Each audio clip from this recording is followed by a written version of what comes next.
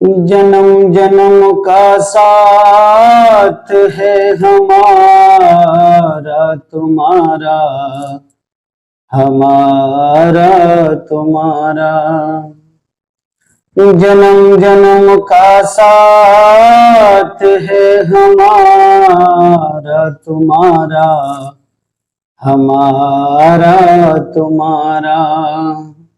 जी हाँ दोस्तों, आज की जो कहानी है वो ऐसी है, जन्म जन्म का साथ है हमारा तुम्हारा। प्रिया जो कि एक वेल क्वालिफाइड महिला थी, उम्र बमुश्किल 23 से 24 साल, माता पिता ने मजदूरी करके जैसे तैसे प्रिया को उड़ने के लिए पंख दिए। अगर कोई भी दुनिया का इंसान आज के इस भौतिक युग में सफर करना चाहता है, लाइफ को एंजॉय करना चाहता है, तो उसके लिए शिक्षा बेहद जरूरी है। इस वीडियो के माध्यम से मैं भी सभी लोगों को यह सलाह देना चाहता हूं, चाहे किसी भी प्रकार से जिंदगी बसर की जाए, खाने में चाहे सब्जी नहीं हो, चटनी मिल जाए, पहनने के लिए बहुत बेशकीमती कपड़े ना हो, सस्ती क्वालिटी के कपड़े सही, एक बहुत अच्छा घर ना होकर गुजारा चाहे एक झोपड़ी में हो जाए, लेकिन हमने अपने बच्चों को शिक्षित अवश्य करना है। हमारे बच्चों को अगर उच्च स्तर की शिक्षा प्राप्त होगी तो निश्चित रूप से आने वाला भविष्य उन बच्चों के लिए भी बहुत बेहतर होगा। प्रिया एक ऐसी महिला, एक ऐसी लड़की जिसने अपने पूरे तन मन से न सिर्फ अपने माँ बाप के सपने को पूरा करने का प्रयास किया, बल्कि अपने भी जिंदगी में पंख देने की कोशिश की। प्रिया ने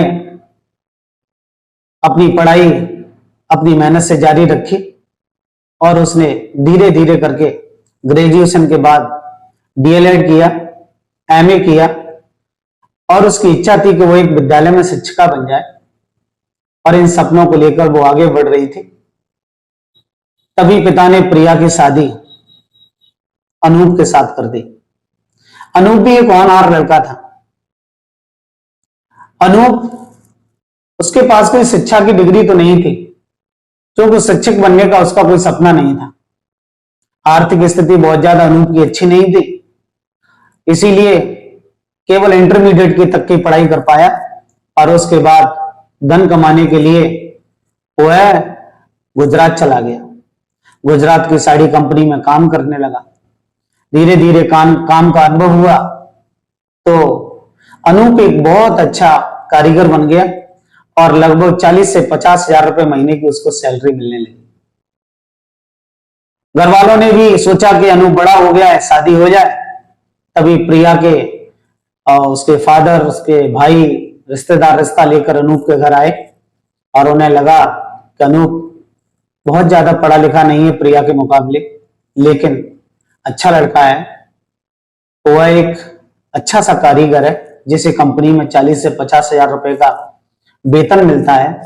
प्रिया निश्चित रूप से उसके साथ खुश रहेगी, लेकिन लोगों को लगा कि इसके पास घर नहीं है, बिना घर के जीवन का गुजारा हो पाना बड़ा मुश्किल है। अभी उसके रिश्तेदारों ने भी कहा कि कोई बात नहीं, जब धन है तो धन के बाद बहुत सारा जब पैसा कमाएगा, प्रिया भी धन कमाएगी, तो एक अच्छा सा घर भी बना लेंगे। और ये सोच करके प्रिया के फैमिली वालों ने अनूप के साथ प्रिया की शादी कर दी। प्रिया अनूप के साथ बहुत खुश थी। अनूप भी प्रिया को पाकर के बहुत खुश था। ऐसा लगता था जैसे अनूप ने आसमान छू लिया हो।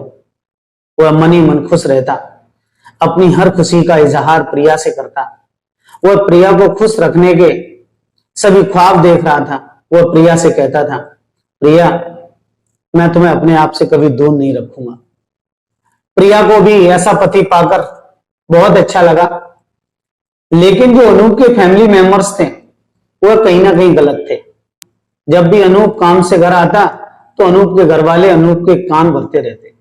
उससे कहते कि जब तुम काम पर गुजरात चले जाते हो तो प्रिया अपने घर चली जाती है, न जाने किससे बातें करती है, तुम जो पैसा उसको खर्चे के लिए देते हो उन खर्चों से वो सैर सपाटा करती है।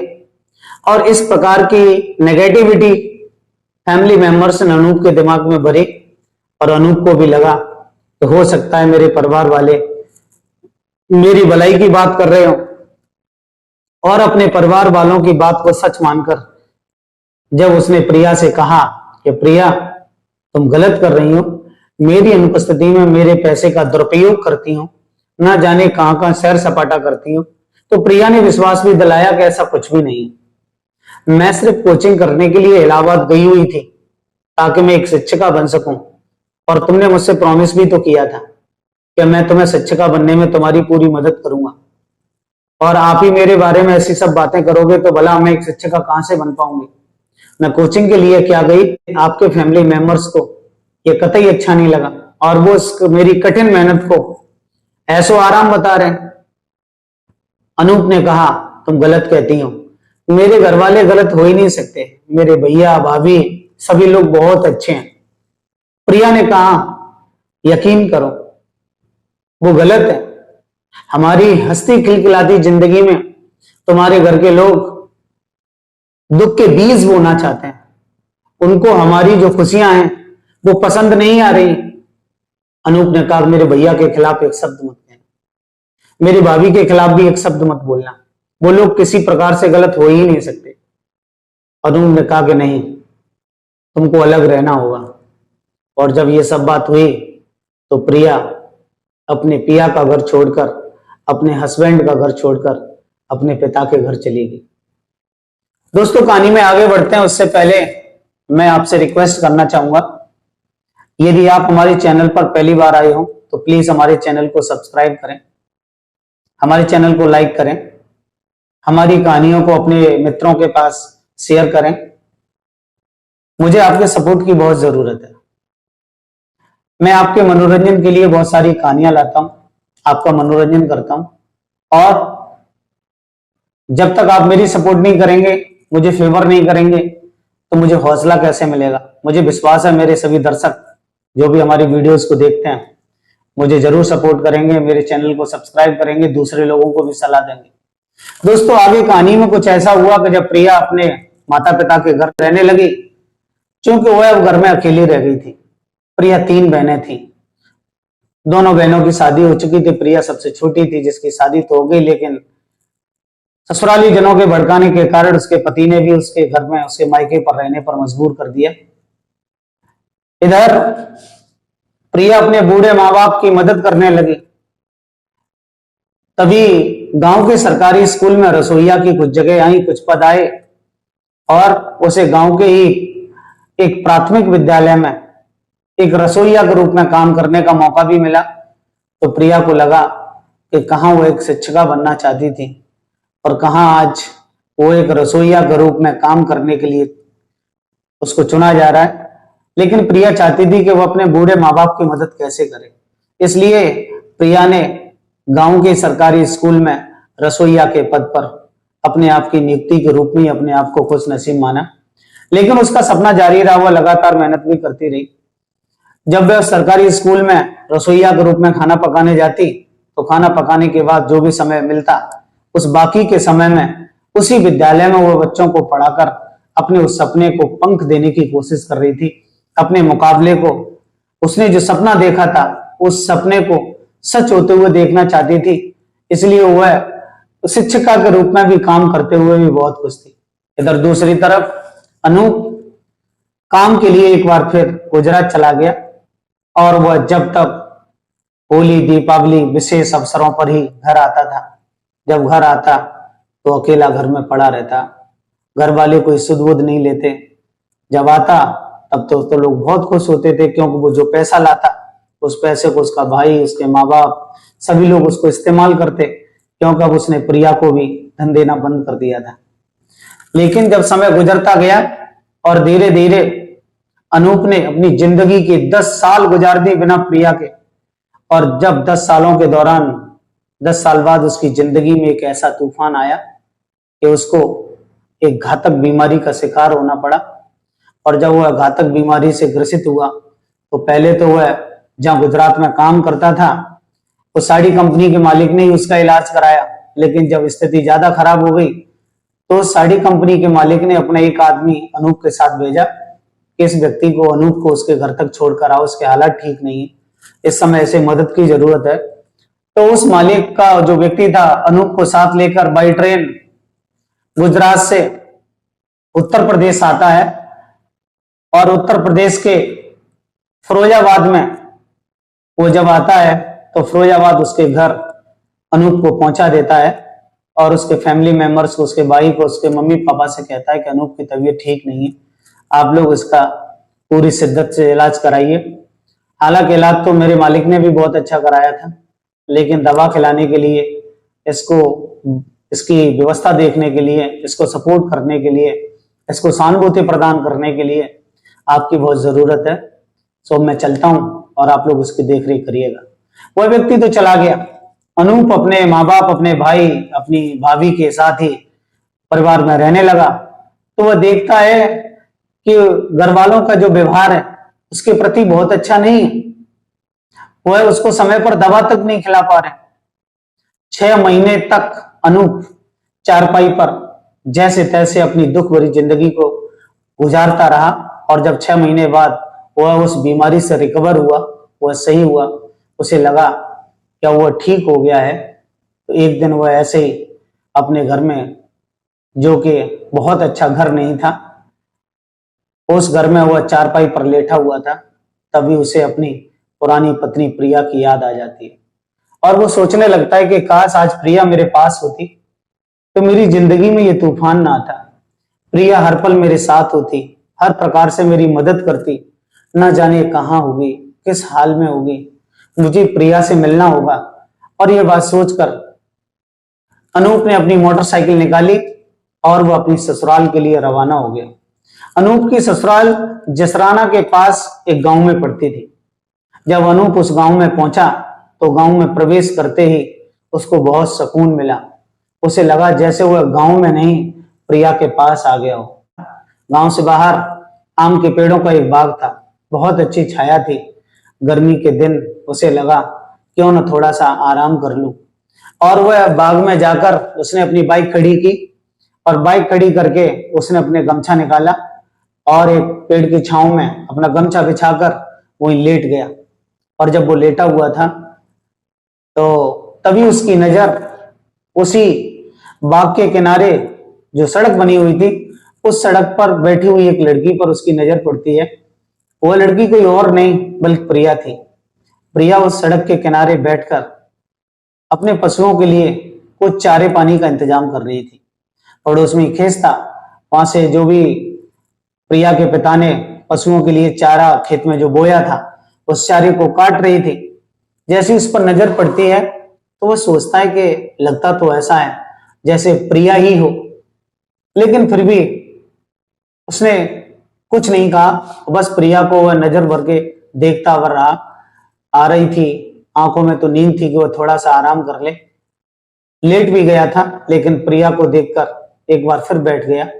प्रिया की जब नजर उस व्यक्ति पर पड़ी तो उसे भी लगा कि शायद ये तो अनूप है, लेकिन वह सोचने लगती है कि भला 10 साल बाद मेरा पति यहाँ आ भी कैसे सकता है। तभी प्रिया पानी पीने के लिए बाग की तरफ जाती है। चूंकि बाग में ही ट्यूबवेल लगा हुआ था और ट्यूबवेल के पास में एक हौदी बनाई गई थी, उसमें पीने के लिए स्वच्छ पानी भरा रहता था। प्रिया जब पानी पीने के लिए अनूप के पास से गुजरती है तो जैसे वो अनूप को देखती है तो एकदम हैरान रह जाती है। जब हैरान रह जाती है तो वो अनूप से कहती है कि मुझे लगता है कि आप अनूप हैं। तो अनूप कहता है हाँ, मैं अनूप ही हूं, तुम्हारा पति। और जब दोनों का मिलन होता है तो दोनों एक दूसरे के गले लग जाते हैं। दोनों की आंखों में आंसू थे, अफसोस के आंसू। आज अनूप को अफसोस था कि मैंने अपने फैमिली मेंबर्स के कहने पर अपनी हंसती खिलखिलाती जिंदगी में किस प्रकार विष का बीज घोल दिया और हमारी जिंदगी एकदम नरक सी बनकर रह गई, शमशान सी बनकर रह गई, जहां सिवाय दुख के कुछ नहीं होता। जब वो दोनों लोग गले लगे हुए थे तभी प्रिया के गांव की कुछ महिलाओं की नजर प्रिया पर पड़ी और उन्हें लगा करे प्रिया तो किसी पुरुष के गले लगी हुई है। वे भी जल्दी से उस बाग में पहुंचती हैं तो देखती हैं कि प्रिया जिस व्यक्ति के गले लगी हुई है वह कोई और नहीं, वह तो उसका पति है जिसने 10 साल पहले उसको छोड़ दिया था। वो महिलाएं अनूप को बताती हैं कि अनूप जी, प्रिया आज भी तुम्हारी है। आज भी वो मांग में सिंदूर भरती है। जब हमने प्रिया को पूछा कि प्रिया आप मांग में सिंदूर क्यों लगाती हैं, तो प्रिया हर बार एक ही जवाब देती है, और जवाब ये देती है कि अनूप मेरे पति हैं, मैं उनको छोड़कर किसी दूसरे पुरुष के बारे में सोचूं भी, ऐसा हो नहीं सकता। और तुम देख लो, प्रिया की मांग में आज भी सिंदूर है जो तुम्हारे नाम का है। जैसे ही अनूप ने यह सब सुना, उसकी आंखों से एक बार फिर अश्रुधार फूट पड़ी। वह रोने लगा। प्रिया ने उसको संभाला और कहा, कोई बात नहीं, सुबह का अगर भटका शाम को घर आ जाए तो उसको भटका हुआ नहीं कहते। अब घर चलो। तो अनूप कहता है, मैं कैसे घर जाऊं, कैसे तुम्हारे मम्मी पापा से मैं सामना करूंगा। मैंने 10 साल तक तो मैं किस स्थिति में छोड़ा है, वो लोग मुझे डांटेंगे, फटकारेंगे, मेरा अपमान करेंगे। तब प्रिया ने कहा, मैं तुम्हें विश्वास दिलाती हूँ, ऐसा कुछ भी नहीं होगा। मेरे माँ बाप बहुत नेक दिल इंसान है, तुम्हारी तारीफ करते रहते हैं और हमेशा यही कहते हैं कि हमारे अनूप बहुत अच्छे हैं। लेकिन अनूप के घर वालों ने उनको भड़काकर अनूप और हमारी बेटी दोनों की जिंदगी बर्बाद कर दी। प्रिया ने जैसे तैसे अनूप को संभाला। अनूप ने अपनी मोटरसाइकिल स्टार्ट की और प्रिया को मोटरसाइकिल पर बैठा करके जब वो ले जाने लगा, तो प्रिया ने कहा कि जो चारा पशुओं के लिए ले जाना है वो भी तो है। तो प्रिया अपना चारा लेकर पैदल पैदल पहुंचती है और अनूप मोटरसाइकिल से घर पहुंचता है। जैसे ही अनूप घर पहुंचता है, तभी अनूप के सास ससुर उसको देखकर हैरान रह जाते हैं। कुछ समय बाद प्रिया भी पहुंच जाती है और प्रिया अपनी मम्मी पापा को बताती है कि अनूप को अपने किए पर बहुत अफसोस है। तो अनूप प्रिया के घर 5 से 6 दिन रुका। बहुत उसकी जिंदगी में पूर्णतः बदलाव आ चुका था। अनूप ने प्रिया के माँ बाप से कहा कि मैं अब प्रिया को साथ ले जाना चाहता हूँ। तो प्रिया के माँ बाप ने कहा, क्यों नहीं, प्रिया तुम्हारी है, ले जाइए। अनूप ने कहा कि मैंने एक सुंदर सा घर नहीं बनवा पाया। जो पैसा मैंने कमाया अपने माँ बाप, भाई बहन, अपनी भाभी, इन सबको देता रहा मैं, लेकिन आज मेरा परिवार में कोई भी तो नहीं। तब प्रिया ने कहा, कोई बात नहीं, जो भी हमारा टूटा फूटा घर है मैं उसमें अपनी जिंदगी बसर करूंगी। तुम भी धन कमाना, मैं भी धन कमाऊंगी, और इस प्रकार हम एक सुंदर सा अपना घर बनाएंगे। प्रिया के माँ बाप ने प्रिया को 6 से 7 दिन बाद अनूप के साथ उसके ससुराल भेज दिया। जब अनूप प्रिया को लेकर अपने घर आया, जैसे अनूप के घर वालों की नजर प्रिया पर पड़ी तो उन्हें लगा, करे प्रिया तो फिर एक बार इसके साथ आ गई है। उन्होंने उसे फिर भड़काना शुरू किया। तब अनूप ने कहा, अब मैंने आपके साथ नहीं रहना है, मेरे हिस्से की जमीन, मेरे हिस्से का मकान जितना है मुझे दे दीजिए, मैं अपनी जिंदगी अलग बसर करना चाहता हूं। मैं अब अपनी जिंदगी को और निराशा पूर्वक नहीं जीना चाहता, मैं अपने प्रिया के साथ रहूंगा, और ये मैंने प्रतिज्ञा की है कि मैंने परिवार के साथ नहीं रहना है। समाज के 4 लोगों को एकत्रित किया गया, रिश्तेदारों को बुलाया गया और अनूप के शेयर की जमीन उसे दे दी गई, उसके हिस्से का मकान उसे दे दिया गया। अनूप ने कठिन मेहनत की। इधर प्रिया भी पड़ोस के ही एक प्राइवेट इंटर कॉलेज में पढ़ाने के लिए जाने लगी, उसे भी थोड़ा सा धन मिलने लगा, और इस प्रकार अनूप और प्रिया ने एक एक पैसा जोड़कर अपना एक छोटा सा खूबसूरत घर बनवाया।